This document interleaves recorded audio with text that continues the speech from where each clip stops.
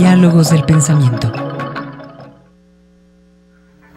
junto a la juventud con una clara conciencia revolucionaria y solamente se siente comprometida en una línea ideológica, política o en una causa. Para conducir un pueblo, la primera condición es que uno haya salido del pueblo. Sistema Universitario de Radio presenta Diálogos del Pensamiento, un lugar de encuentro para las ciencias sociales y humanas. Reflexión, sociedad, investigación, política, análisis, lenguas, debate, historia. Bienvenidos a Diálogos del Pensamiento, el programa radiofónico del Centro Universitario de Ciencias Sociales y Humanidades. Muy buenas tardes, estamos aquí felices de poder estar con ustedes una emisión más de Diálogos del Pensamiento. En esta ocasión tenemos una emisión especial con pretexto de que estamos a unos días del 2 de octubre. Entonces, esto no queremos dejar pasar esta importante fecha sin reflexionar sobre la importancia de la misma, pero además en el contexto de que es un año en el que no solamente en México ocurrió algo, ¿no?, que es bastante recordado, bastante simbólico para nosotros, sino que existieron diferentes movimientos en diferentes partes del mundo. Entonces, sobre eso queremos hablar el día de hoy, la configuración de 1968 como referencia mundial. Y antes de presentarles a quienes nos acompañarán discutiendo este tema, como siempre, agradecer al equipo que está detrás de esta emisión. Agradezco la colaboración en la producción de Fabián Robles, de Carlos Ramírez, de Luz Cuellar y en los controles de Alejandro Coronado, que está ahí moviéndole a nuestros volúmenes, a nuestras producciones, y las cuales podrán ustedes disfrutar también en video si se meten a la página de Radio UDG y lo sintonizan por ahí, por la web. Aquí mi nombre es Almendra Orozco y aquí a mi lado me acompaña el día de hoy Igor González en la conducción. ¿Cómo estás, Igor? Hola, Almendra, buenas tardes. Es un placer estar acá de nuevo. Pues para arrancar, miren, les presento aquí en primer lugar al doctor Rogelio Marcial. Él es profesor investigador del Departamento de Estudios en Comunicación Social de la Universidad de Guadalajara, comisionado actualmente en el Colegio de Jalisco. Él es doctor en Ciencias Sociales por el Colegio de Jalisco y entre sus líneas de investigación se encuentran culturas juveniles urbanas en Guadalajara, violencias sociales, expresiones culturales de la diversidad sexual.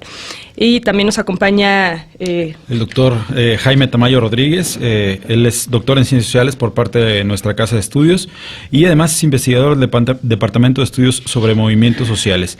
Y su línea de investigación es Estado, Sistema Político y Movimientos Sociales en México y en Europa. Bienvenido, Jaime. Muchas gracias, un gusto estar aquí de nuevo.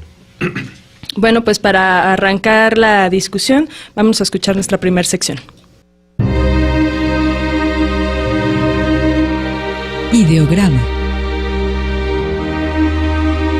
En diferentes partes del mundo, el año de 1968 evoca una serie de imágenes y realidades compartidas a propósito de los movimientos estudiantiles. Entre ellas se repiten airadas protestas contra Vietnam, imágenes del Che Guevara o de Fidel Castro, mensajes de amor y paz, la psicodelia, el cabello largo y la liberación sexual ostentada por jóvenes, aquellos rebeldes sin causa. Lo que irrumpió con fuerza en medio del sistema patriarcal que imperaba en muchos de los países, conservadores y opresivos, fue interpretado como un conflicto generacional y una crisis de valores, evidencia del surgimiento de una nueva contracultura juvenil que erigía a sus propios ídolos y hasta inventaba su propio lenguaje. La distancia que se abrió entre la juventud y el mundo adulto e institucional fue cubierta con violencia y represión. No fue posible el entendimiento, y pronto las posturas se radicalizaron. En esos momentos en los que la Guerra Fría calentaba todo el orbe, y en que el fantasma del comunismo era anunciado a la vuelta de cada esquina, ¿cuáles fueron las condiciones que permitieron la configuración del año 1968 como referencia mundial de movilización juvenil? ¿En qué términos fue determinado por el contexto internacional y en qué medida por el local? ¿En qué se parecieron y en qué se diferenciaron los movimientos que tuvieron lugar aquel año en países como México, París, Checoslovaquia, España o Estados Unidos?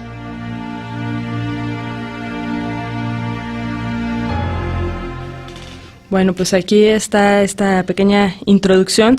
Pues a mí me gustaría comenzar aquí la mesa de reflexión el día de hoy, a lo mejor con que nos llevaran una especie de viaje al pasado, ¿no? Que era, cómo se vivía en esa década de los 60, bueno, sí en México, pero a lo mejor si encontramos estos elementos en común, ¿no? En cuanto a la política internacional, etcétera, ¿cómo nos pueden dibujar estas décadas?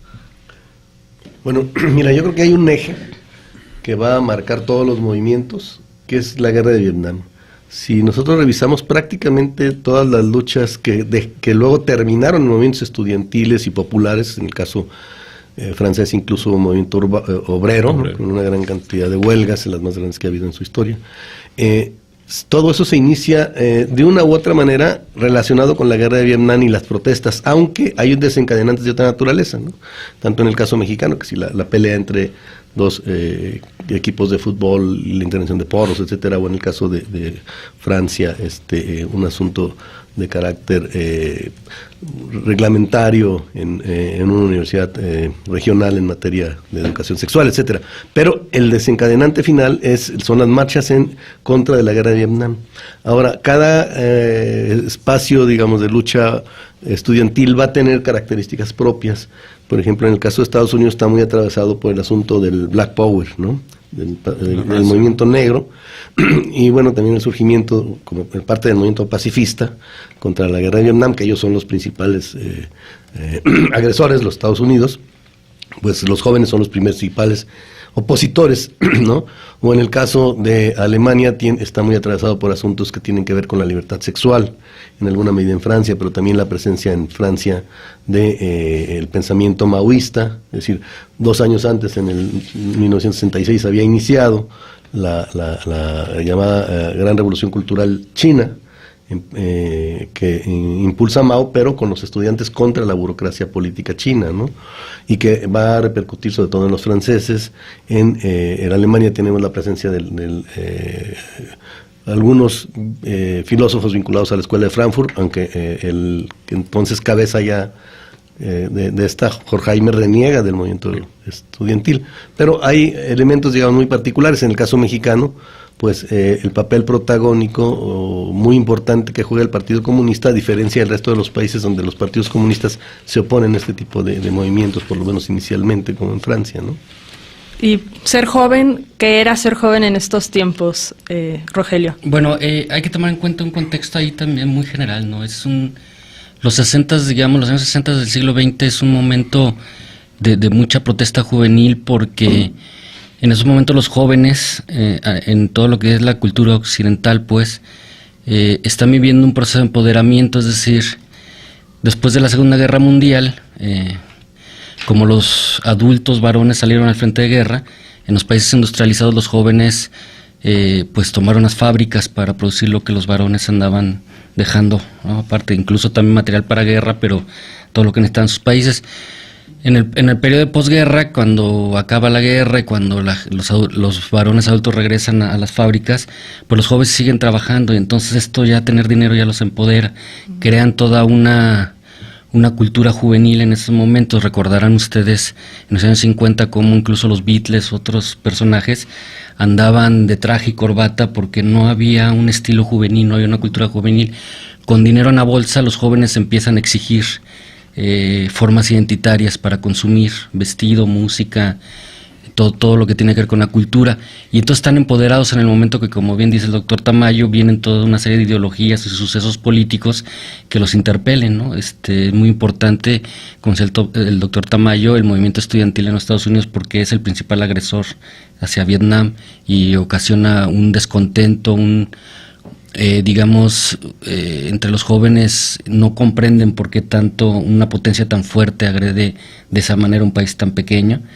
Y vienen otros sucesos a nivel global, pero también, como bien dice el doctor Tamayo, cada país se enfrenta a ciertas condiciones, pero tiene que ver precisamente con esto, porque en esos momentos los jóvenes están empoderados, están construyéndose como sujeto social, igual la mujer con el descubrimiento de la pastilla anticonceptiva y todo esto, y ambos actores sociales, pero en este caso que estamos analizando, los 68, los jóvenes tienen ya una visión clara de lo que quieren y choca contra un estado de ser en introducción patriarcal, ciertamente, pero también autocrático. Y autoritario, ¿no? Creo que en última instancia es una cuestión clave, ¿no? Exacto. Y más en el caso mexicano. También las demandas van a variar en cada país, ¿no? Claro. En el caso mexicano, pues es directamente un asunto de demandas que tienen que ver con la violencia del Estado sobre los jóvenes y el autoritarismo expresado con el encarcelamiento de los disidentes. Y las dos demandas principales tienen que ver con la libertad de los presos políticos y el cese de la represión, con la destitución de jefes de policía, de desaparición de cuerpos de granaderos, y, como decíamos, la libertad de presos políticos y la eliminación de un artículo y el derivado de este, el bis, el 145 y 145 bis, que tenía que ver con el encarcelamiento de los acusados de sedición social, del delito de disolución social, que era el que se utilizaba para reprimir a los disidentes, en ese caso ferrocarrileros, estudiantes, maestros, etcétera. Claro, había pues, me da la impresión de que había como una especie de espíritu de la época, ¿no? Exacto, de espíritu de la época que era más bien anti-autoritario, y en buena medida los jóvenes tenían un papel fundamental porque eran pues básicamente donde se descargaba precisamente el espíritu autoritario, ¿no? Era sobre, los movimientos de Praga y los de México fueron brutalmente reprimidos. ¿Querías platicar? Sí, nada más yo agregaría a ese contexto sociocultural la Revolución Cubana, ¿no? Que, por supuesto, que en México fue muy fuerte, precisamente porque demostró, y era regional, era una cuestión de América Latina, y demostró también que un pequeño país podía enfrentar a la gran potencia estadounidense, y en esos momentos en los estudiantes la Revolución Cubana fue fundamental, ¿no? Sí, claro. De hecho, el momento propiamente de inicio del movimiento ya como tal es en la marcha del 26 de julio, y que va contra la guerra de Vietnam, pero obviamente apoyando a la Revolución Cubana, y que es reprimida con mucha violencia porque está pidiendo la libertad de los estudiantes que habían sido detenidos en el enfrentamiento anterior de la prepa del poli y la prepa privada, y precisamente ahí es donde se desencadena, es decir, nace marcada por la Revolución Cubana en ese sentido, ¿no? Fuertemente. Y nos hablabas, Rogelio, sobre las condiciones de ser joven, ¿no? Pero a la vez cómo se enfrentaban en una situación como en un país adultocéntrico, centrado en el adulto. En ese sentido, ¿cómo se veía desde el Estado, desde la tradición, la familia, cómo consideraban a los jóvenes? Bueno, es muy claro, si uno analiza sobre todo los discursos de Díaz Ordaz en ese momento, podemos ver que era como un papá regañón, ¿no? Que no iba a permitir que los jóvenes hicieran lo que no debían de hacer.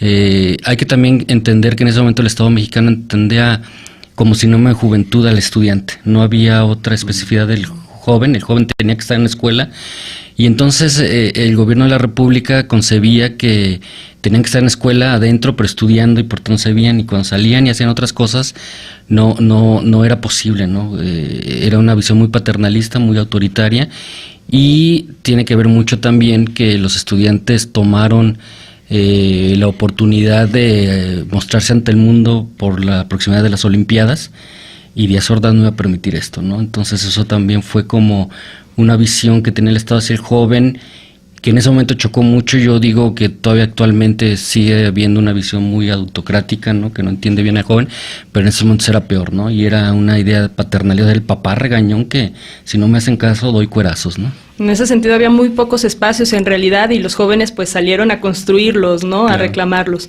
Pues bueno, con esto vámonos a nuestro primer corte. Quédense con nosotros. Les recordamos que como cada semana tenemos un paquete especial de libros sobre ciencias sociales que ustedes mismos pueden seleccionar, entre los que tenemos disponibles ahí en nuestra oficina, publicaciones de la propia universidad, del Centro Universitario de Ciencias Sociales y Humanidades, y comuníquense y déjenos sus comentarios, sus preguntas sobre el tema. Si ustedes fueron jóvenes en esa época, pues comuníquense con nosotros y cuéntenos sus historias, ¿no? Lo que recuerdan más de esa época de vivirla aquí en Guadalajara o donde les haya tocado vivirla. 31 34 22 22, extensiones 12 801, 12 802 y 12 803. También pueden ponerse en contacto con nosotros vía Facebook o vía Twitter. Búsquenos como Diálogos del Pensamiento y @diálogosp. Regresamos. Diálogos del Pensamiento, el programa radiofónico del Centro Universitario de Ciencias Sociales y Humanidades. Regresamos.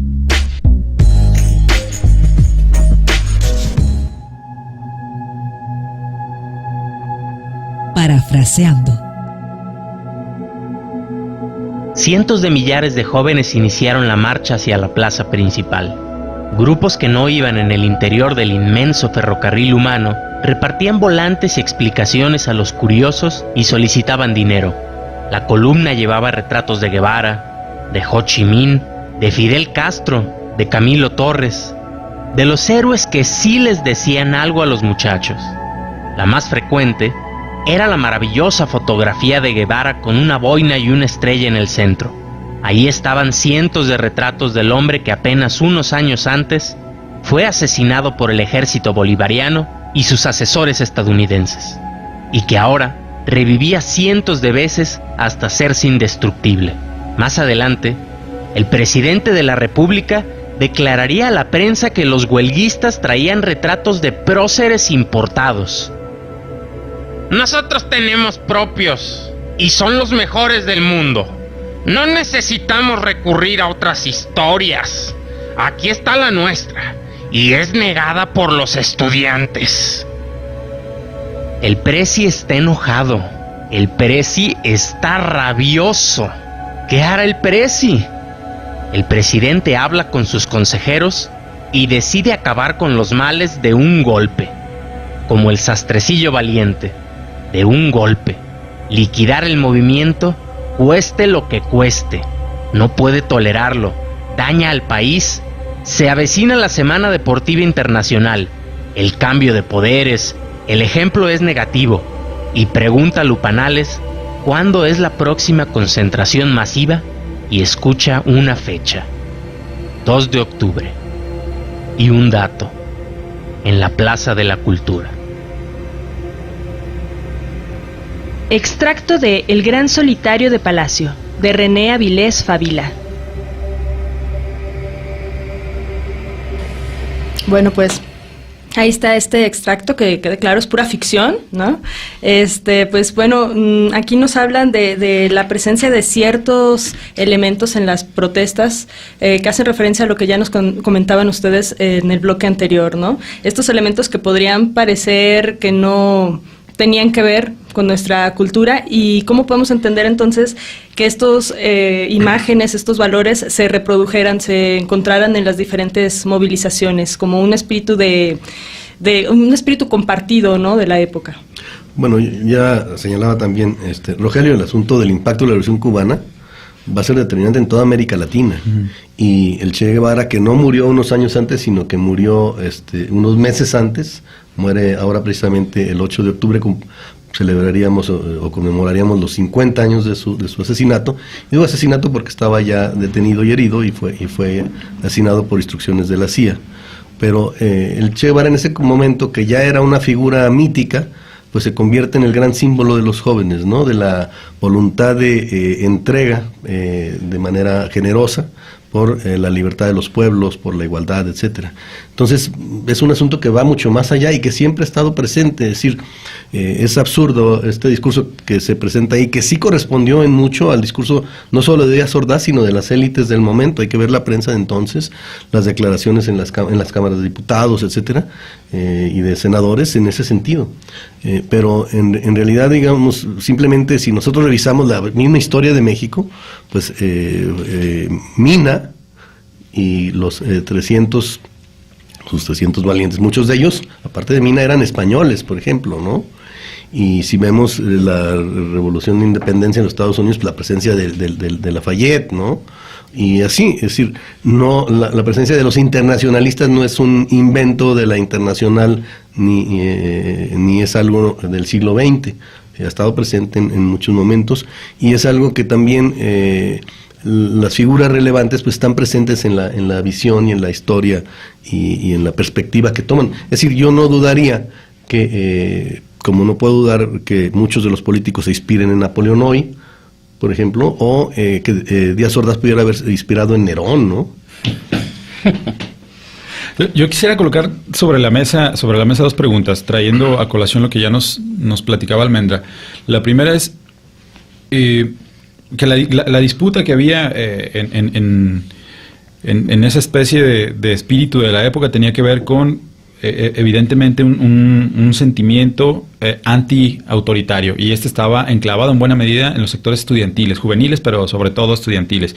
Y ojo, hasta ahora estamos hablando de hombres, ¿no? Habría que pensar también que la revolución hubo muchos protagonistas femeninas en toda esta serie de movilizaciones. Pero bueno, había una especie de espíritu autoritario, y ese espíritu autoritario estaba dinamizado por parte de los estudiantes mucho más en términos de las ideas, pues del poder que tenían las ideas y la imaginación, sobre todo en el Mayo francés, ¿no?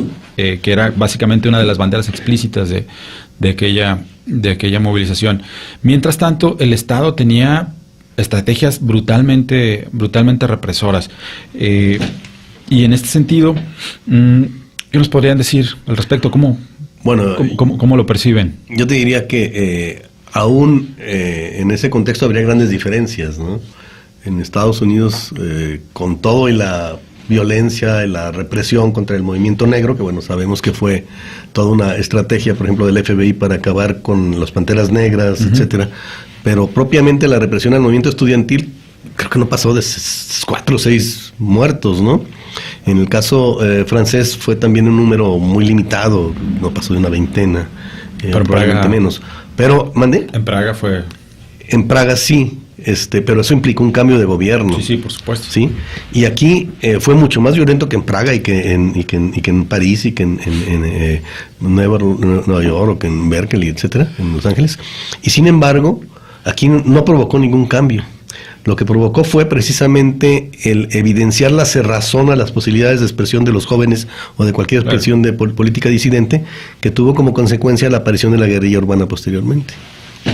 Sí, yo estaría de acuerdo, ¿no? Yo creo que tiene mucho que ver el hecho de que el contexto de los estudiantes en ese momento estaba muy apegado a toda una filosofía pacifista, ¿no? El movimiento hippie, el movimiento precisamente que decía el doctor Tamayo en contra de Vietnam era netamente pacifista.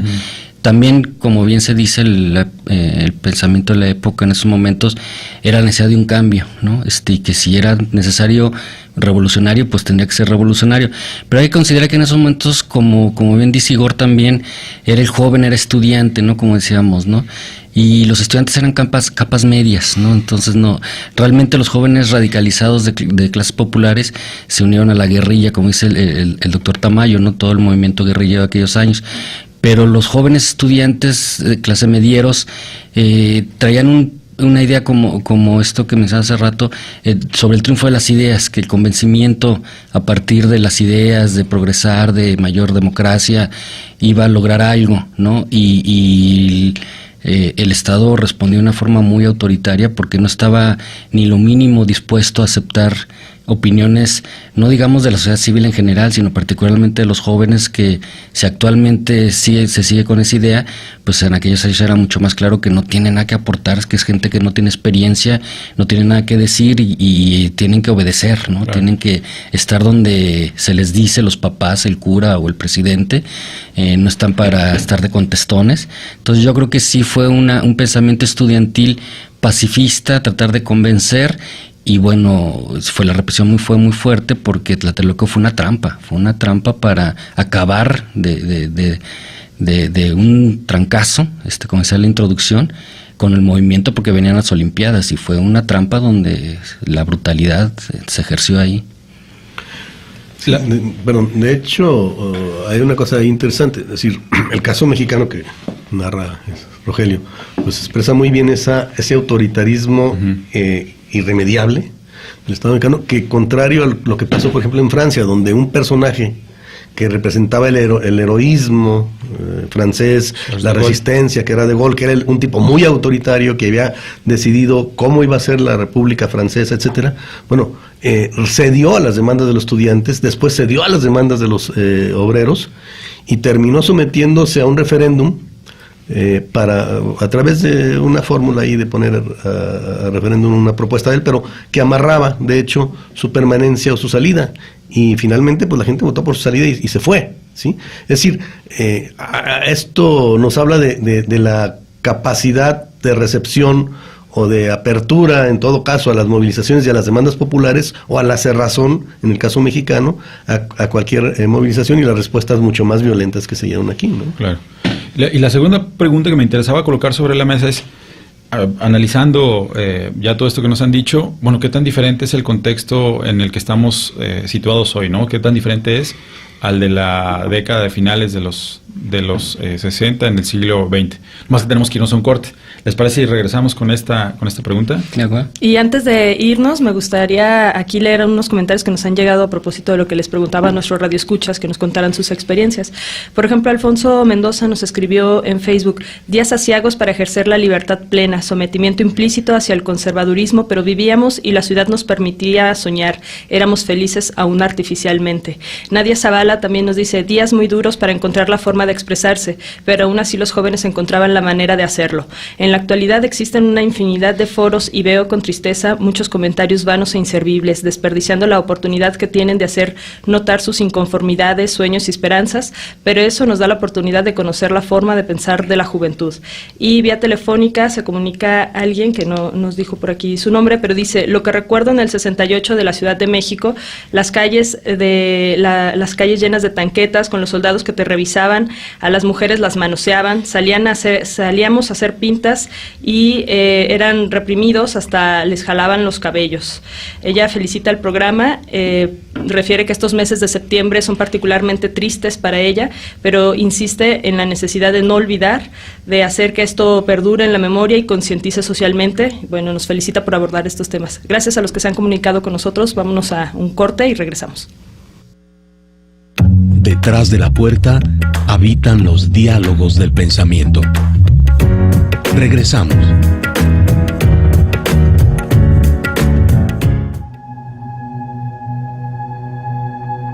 Parafraseando. El hombre de azul, mirando distraídamente al mobiliario, se dirigió al coronel. La mayor parte de los dirigentes está encarcelada. Tenemos declaraciones firmadas. Hemos dado pruebas a la prensa y al público sobre el complot. La base estudiantil tiene miedo y después de la Plaza de la Cultura pensarán 2 veces antes de salir a alborotar las calles. Matemos de una vez a Montoya. Pero no se trata de matarlo simplemente, sino de recuperar prestigio. Hay que hacerlo pasar por guerrillero. Primero decimos que se busca a Montoya por ser el principal causante de los disturbios. Corren los rumores de que se fue para la sierra en calidad de rebelde y que el gobierno no puede tolerar la ruptura de la paz interna, porque estamos en un país donde es innecesario acudir a tales métodos cuando hay sistemas legales para arreglar las cosas. En pocos días, ayudados por radio, prensa y televisión, debemos crear un clima hostil para la guerrilla. Coronel, usted me dijo que tenía 7 detenidos separados del resto, los que sacó al simulacro de fusilamiento. Es número cabalístico. Con Sergio Montoya suman 8. Los vestiremos de manera que parezcan combatientes, de esos que aparecen en las revistas cubanas, y los llevaremos a una zona montañosa. Ahí los matarán.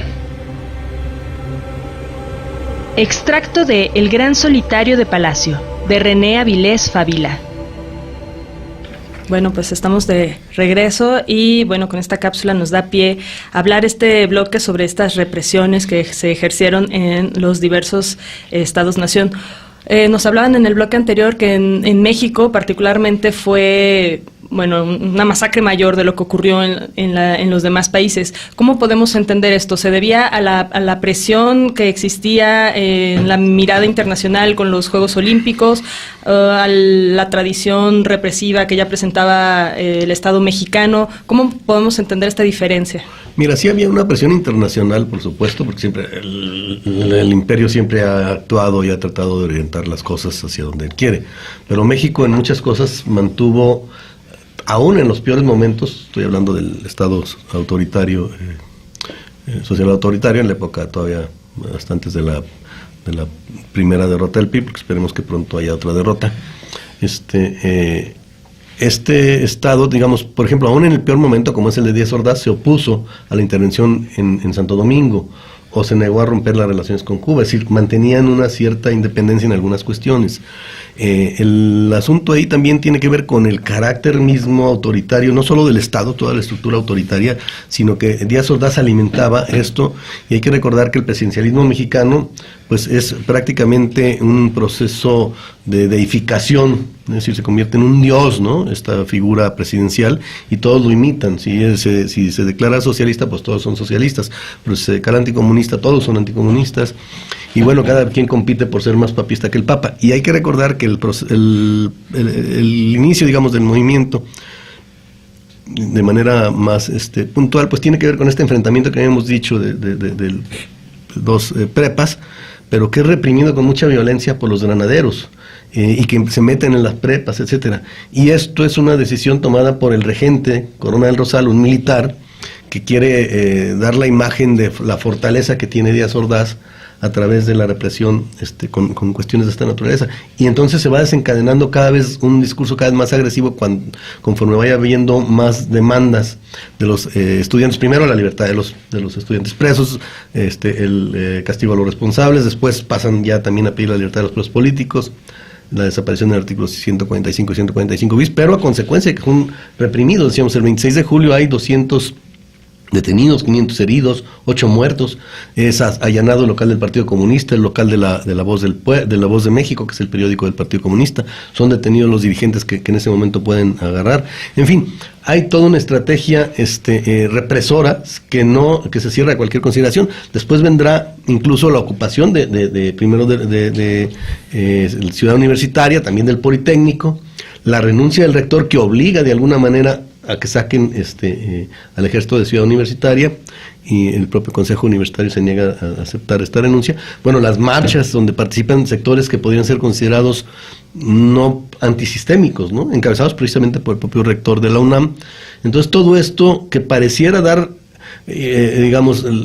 obligar a buscar una salida negociada, y que parecía que se iba a dar, pues el propio Estado se encarga de dinamitarla, enviando provocadores para romper los acuerdos del Consejo Nacional de Huelga de ir a los diálogos, ¿sí? Entonces, esto te está expresando, yo diría, en mucho lo que es este personaje que además centraliza todas las decisiones. No es casual que él diga después que él asume toda la responsabilidad del 2 de octubre. ¿Por qué? Porque si nosotros vemos, pareciera, según los documentos que trascendieron luego por el nieto de García Barragán, que fue una orden directa del presidente por encima del secretario de Defensa. ¿Por qué? Porque los famosos provocadores, los famosos, estos que traen el guante, los halcones son después, los provocadores que aparecen en los edificios disparando contra el ejército y que hieren al comandante, al coronel Hernández, que era el que estaba a cargo del batallón en ese momento, del batallón Olimpia. Estos provocadores eran miembros del Estado Mayor Presidencial, enviados por el Estado Mayor Presidencial. El Estado Mayor Presidencial no recibe órdenes de nadie, ni de Secretaría de Gobernación, es decir, no es Echeverría, ni de Secretaría de Defensa. Es decir, y todo parece indicar que efectivamente García Barragán no sabía que se iba a atacar al ejército, para que el ejército empezara a disparar contra los civiles, contra los jóvenes, especialmente, que estaban siendo, utilizados como carne de cañón por estos provocadores, ¿no? Pero decíamos, es el Estado Mayor Presidencial que recibe órdenes directas de Presidencia de la República. Esto nos habla no de la CIA, ¿sí?, no de una decisión del Estado, de un Estado extranjero, sino de una decisión de Díaz Ordaz. Y esto, decíamos, se ratifica cuando Díaz Ordaz asume toda la responsabilidad, y cuando, todo el mundo conoce la renuncia por ejemplo, de Octavio Paz a la embajada en la India, o de otros personajes. Hay un personaje que por estos días se está conmemorando mucho, entre otras cosas, porque se cumplen 70 años de su libro, un libro pues clásico de la literatura mexicana, que es Al filo del agua, y que era el secretario de Educación, que es Agustín Yáñez. Y Agustín Yáñez llega a entregar su renuncia, así todo muy, muy prudente, con Díaz Ordaz, porque un hombre muy conservador, venía de círculos católicos cercanos a la cristiada, aunque él no fue cristero, él estaba por una vía más bien del boicot y movimientos más bien pacíficos, pero un hombre muy conservador. Llega a entregar su renuncia a la Secretaría de Educación, y Díaz Ordaz lo corre a base de insultos, diciendo: yo no acepto renuncias de ningún Tito intelectualillo, se va a trabajar, y por supuesto nunca lo volvió a recibir, ¿no? Pero no le permitió ni siquiera renunciar. Es decir, eso nos habla de lo que representaba este personaje tan autoritario, que yo digo, no es un papá regañón, es un papá violento, golpeador, como diríamos, un padre que asesina a sus hijos, ¿no? Un Cronos, no sé, ¿no? Y eso es Díaz Ordaz, es decir, que, como decíamos, de Gaulle, pues tenía, sí, un espíritu muy autoritario, pero como que su estatura estaba mucho más allá que la de este gorila, ¿no? Era un estadista. Así es, era un estadista. Sí, no, yo creo que sí la urgencia de las Olimpiadas y la moneda internacional influyeron, ¿no? Pero todo, yo estoy de acuerdo con el doctor Tamayo, todo pasa por el tamiz de la personalidad de Díaz Ordaz, ¿no? Tipo sumamente autoritario, incapaz de aceptar una opinión diferente, ¿no? También el sistema, como dice el doctor Tamayo, ¿no? El sistema político mexicano en ese momento, un partido único, gobernado todo el tiempo, monolítico, incapaz de aceptar visiones de las nuevas generaciones, ¿no? O sea, todo una estructura muy, muy vertical. Y sí, el criterio de Ordaz fue una persona muy autoritaria, exageradamente autoritaria, y yo añadiría lo que decía el doctor Tamayo, no solamente días después dijo, sí, yo asumo toda la responsabilidad, y meses después le preguntaron, que ya viendo los resultados de todo, que si lo pensaría 2 veces otra vez, y él dijo, no, haría exactamente lo mismo. Y cuando ya había críticas nacionales e internacionales en toda la masacre, y él lo dijo, haría exactamente lo mismo, porque a mí no, o sea, unos estudiantes no se me iban a subir al bigote a protestar, ¿no? Entonces sí, el tipo yo que tenía ya rasgos enfermizos de autoritarismo, ¿no? Y bueno, a la represión siguió también una estigmatización precisamente al ser joven, ¿no? Y una persecución que continuó a lo largo de los años siguientes. Sí, pues simplemente hay que recordar que por cualquier cosa el cuico de la esquina detenía a cualquier muchacho que veía con el pelo largo, por ejemplo, ¿no? Y hubo un tiempo en que se empezó a perseguir a los jóvenes que se reunían en la calle, si eran más de 3 días, que es pandilla, ¿no? Y entonces los detenían, las racías famosas donde andaban las llamadas Julias, que eran esas camionetas de la policía, que eran como parecían ya jaulas, ¿no? Para llevar estas jaulas que usan para los perros, por ejemplo, rabiosos, y bueno, recogían a los jóvenes y los iban subiendo, y luego ya los papás tienen que ir a pagar la multa. Es decir, sí se crea un ambiente de persecución, de represión contra los jóvenes, y mucho más cuando luego ya en los 70s, al inicio de los 70s, empieza a aparecer la respuesta, digamos, de grupos de jóvenes en las sociedades urbanas de México, porque la guerrilla rural viene de otra línea, y antes un poquito anterior, pero se inicia el movimiento guerrillero urbano, ¿no? Muy vinculado al 68. Sí, yo creo que algo que contestaría la pregunta también que planteé Igor hace rato, en que podemos ver similitudes. Yo creo que el Estado mexicano siempre ha construido estas etiquetas, ¿no? Estas visiones estereotipadas hacia los jóvenes. Hoy actualmente es el joven varón pobre de estilo cholo, hay que tenerlo a toda costa sin preguntar, o sea, es algo, es delincuente, algo está haciendo mal. En aquellos momentos, como dice el doctor Tamayo, el pelo largo era... bien dicen los cronistas de la época, ser estudiante, gustarte el rock era ya motivo de delito ante los policías, que no pensaban, no respetaban los derechos constitucionales, simplemente veían, como dice el doctor Tamayo, 3, 4 jóvenes vestidos de cierta manera con el pelo largo y saliendo de una escuela pública, suficiente razón para detenerlos, ¿no? Bueno, pues con esto vámonos a nuestro último corte. Les recordamos que tenemos un paquete de libros sobre ciencias sociales y pueden llamarnos para dejar también sus comentarios sobre el tema al 31 34 22 22, extensiones de la 12801 a la 12803. Regresamos en unos momentos. Diálogos del pensamiento, el espacio de las ciencias sociales y humanidades. Continuamos. Estamos de regreso y para nuestro último bloque, irnos dirigiendo hacia las reflexiones finales, bueno, decirles aquí unos comentarios y preguntas que nos han llegado para nuestros invitados. Les recordamos que nos acompañan Rogelio Marcial y Jaime Tamayo discutiendo acerca del año 1968.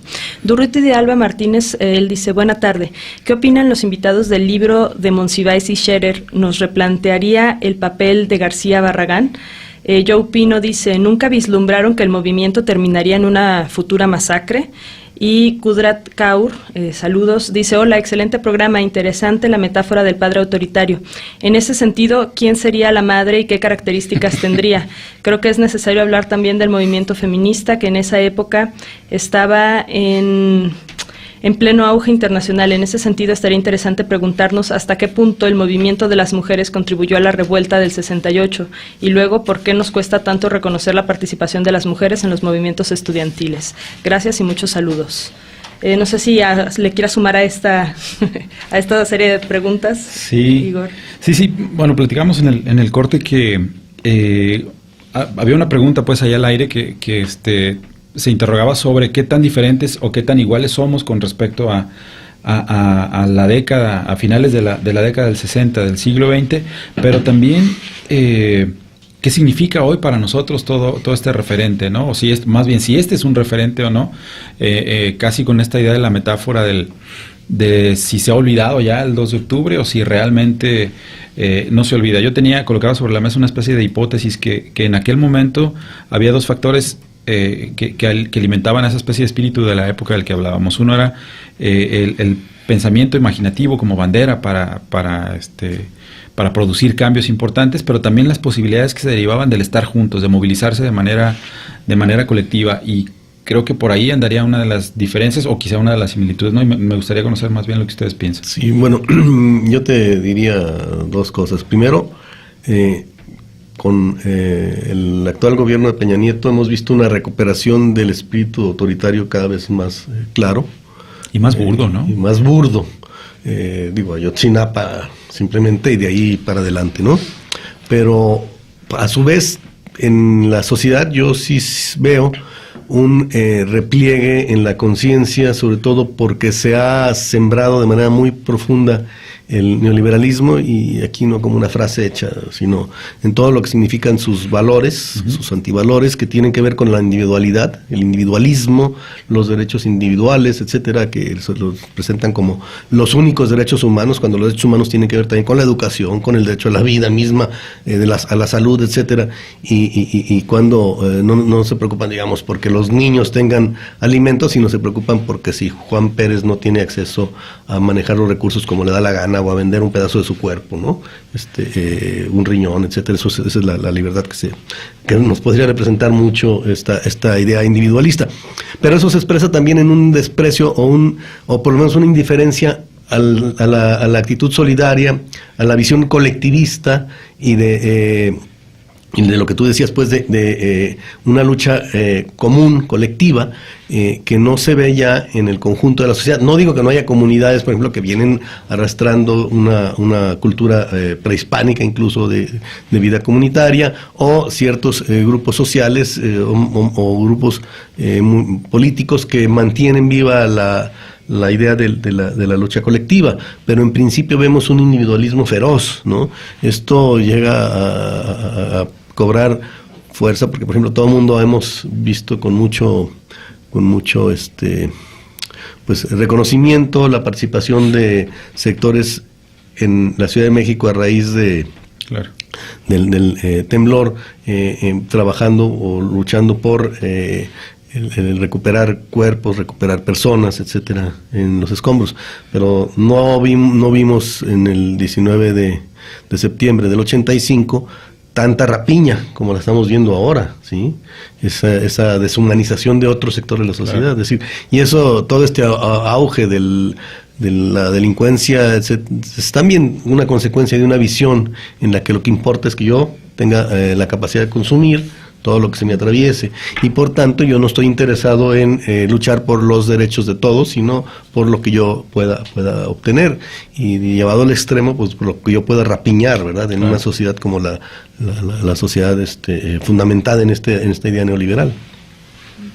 Sí, de acuerdo, ¿no? Yo creo que tiene que ver toda esta cuestión individualista, ¿no? De cada quien sálvese como pueda, ¿no? Hay que agregar, como bien dice el doctor Tamayo, todo el ambiente de violencia estructural y todo el ambiente violento que implica el crimen organizado. O sea, ahora salir a protestar no más te arriesgas a que el granado te dé un trancazo, un macanazo, sino también te arriesgas a que te levanten, como dicen por ahí, ¿no? Y te desaparezcan.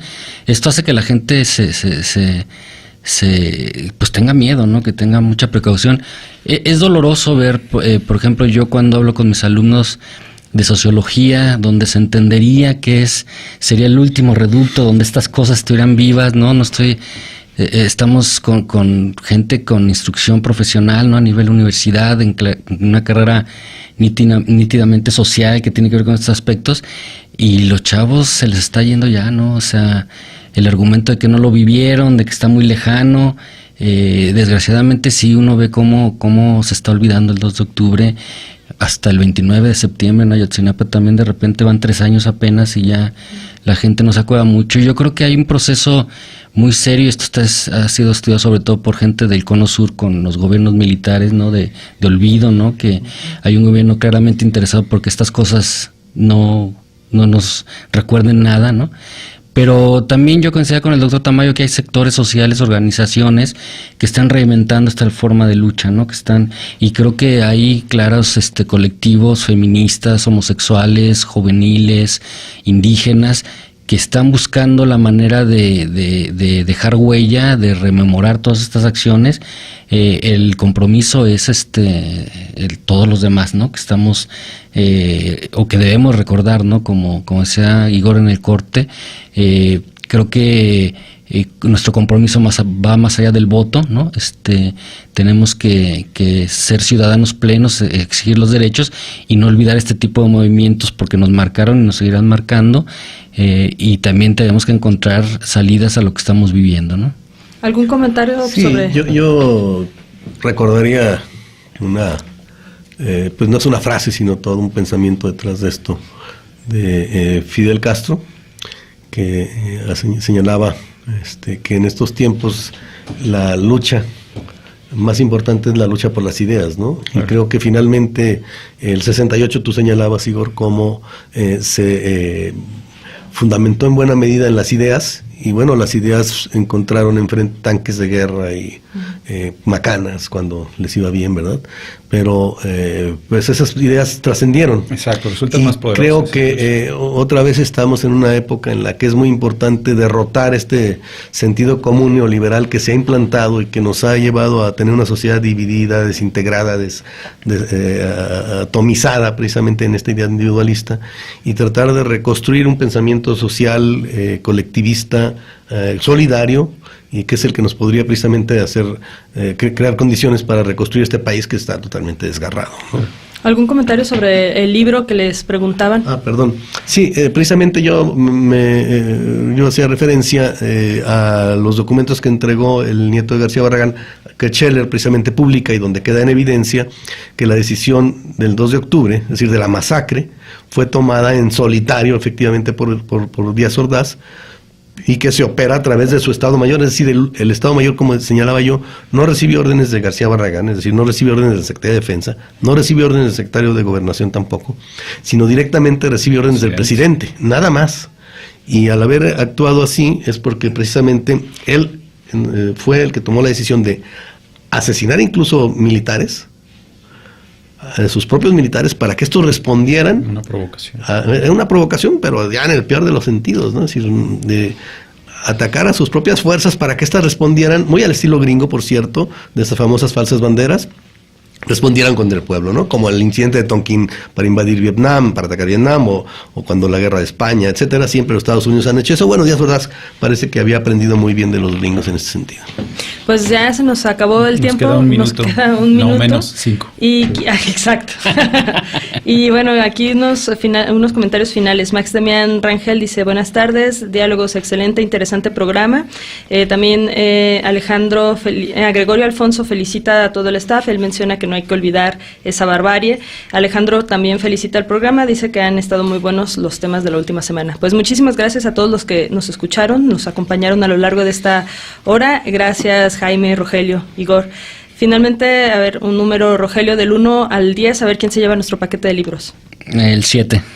Felicidades a Emilia Rodríguez Ramírez. Emilia, para recoger reclamar tu paquete, conformar tu paquete, te invitamos a asistir a nuestras oficinas de lunes a viernes de 10 a 3 de la tarde. Nos encontramos en el Cuxx. Si tú vas por Avenida de los Maestros, entras por la puerta 1, el edificio que te queda enfrente es el edificio G, que es el de control escolar, y ahí por esas escaleras frente a la librería El Kiosco, te vas hasta el último piso, adentro del Desmos hasta el fondo. Lunes a viernes de 10 a 3. Todo el trabalenguas que te acabo de decir te lo volvemos a repetir en nuestra página de Facebook para que te enteres bien dónde localizarnos, y pues nos escuchamos la próxima semana. Gracias, Igor. No, hasta luego. Gracias, Rogelio. Gracias, Jaime. Fue un placer escucharlos. Gracias a ustedes. Un beso, Ambi. Reflexión, sociedad, investigación, política, análisis, lenguas, debate, historia. Gracias por acompañarnos en una emisión más de Diálogos del Pensamiento, un lugar de encuentro para las ciencias sociales y humanas. Hasta la próxima.